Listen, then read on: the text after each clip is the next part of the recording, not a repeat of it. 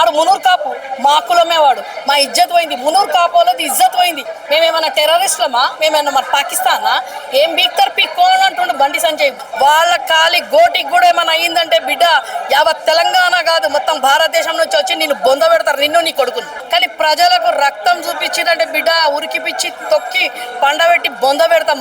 ఎందుకు చేయాలంటే నీకు తెలుసు కదా తమ్మి, హిందూ ధర్మము, హిందువులము, జై శ్రీరామ్ అంటే మాంగాలు చేయొచ్చు, చేయొచ్చు, ఎవరు అవినీతి చేయొచ్చు. ఈ పొట్టోడు ఉంటే ఆ పొట్టోనికి సపోర్ట్ చేయొచ్చు.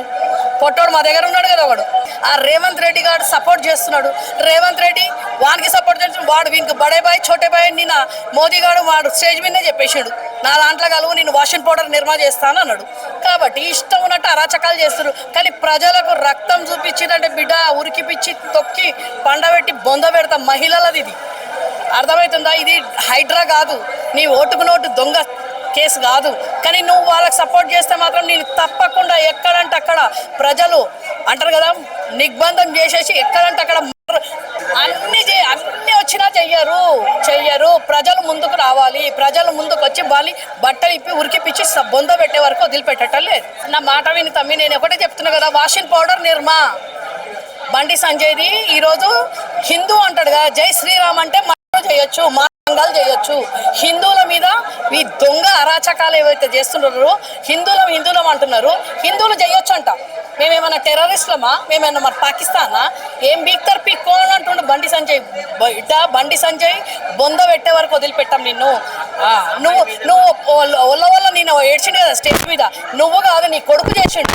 నీ కొడుకు, నువ్వు ముసలానివి, నువ్వేం చేస్తావు? నీ కొడుకు 24 గొడవని ఆంబోతులా గిడిచేసాడు తెలంగాణలో. సిగ్గుశరం లేదా? ఒక నాబాగిలి పిల్ల మీద చేసి ఆ పిల్ల వాళ్ళను భయభ్రాంతులు, వాళ్ళ కాలి గోటికి కూడా ఏమైనా అయ్యిందంటే బిడ్డ యావత్ తెలంగాణ కాదు మొత్తం భారతదేశం నుంచి వచ్చి నిన్ను బొంద పెడతారు, నిన్ను నీ కొడుకును. హనీ ట్రాప్స్ అంట, సిగ్గుందా ఏమన్నా? అంత వేస్ట్ గాను ఆరా మీరు? హనీ ట్రాప్ చేసేటోళ్ళ మీరు? హనీ ట్రాప్ చేస్తుందా పిల్ల? సిగ్గుందా? 17 ఏళ్ళ పిల్ల ఒక మంత్రి కొడుకును హనీ ట్రాప్ చేయగలుగుతుందా అమ్మ? సిగ్గుచరం ఏమైనా ఉందా? ఫామ్ హౌస్లలో తీసుకుపోయి పిల్లను బలాత్కారం చేసి ఈ రోజు ఆ పిల్ల మీద ఉల్టా కేసు పెట్టిండు. చట్టం అనేది ఉంటే, చట్టం అనేది చుట్టం కాదు, న్యాయాన్ని నమ్ముతున్నాం మేము. కాబట్టి ఈ రోజు రాజ్యాంగాన్ని నమ్మినాం కాబట్టి ఖచ్చితంగా న్యాయం చేసే వరకు వదిలిపెట్టాము. ఖచ్చితంగా వాడిని 20 ఏళ్ళు జైలుకు పోవాలి. వీడిని మంత్రి పదవి నుంచి సస్పెండ్ చేయండి. ఆడు ఏడుస్తాడు, కాలు పట్టుకుంటాడు, చెప్పులు మోస్తాడు, అన్ని చేస్తాడు. వేస్ట్ వాడు ఏమన్నా చేస్తాడు. ఇప్పుడు నంగా గమ్మంటే కూడా కాగుతాడు. నా కొడుకు కోసం నేను నంగా అయిపోయి నీళ్లు పోసుకొని భాగ్యలక్ష్మి దంపతి దగ్గరకు వచ్చి పచ్చిబట్టల మీద ఒట్టు తింటా అంటాడు. బరిబత్తలు ఏమమ్మంటే కూడా అవుతాడు బండి సంజయ్. మోడీ సభ ఉంది కాబట్టి కావాలని అమ్మాయి ఇష్యూ తీసుకొచ్చారని చెప్పేసి మాట్లాడుతున్నారు.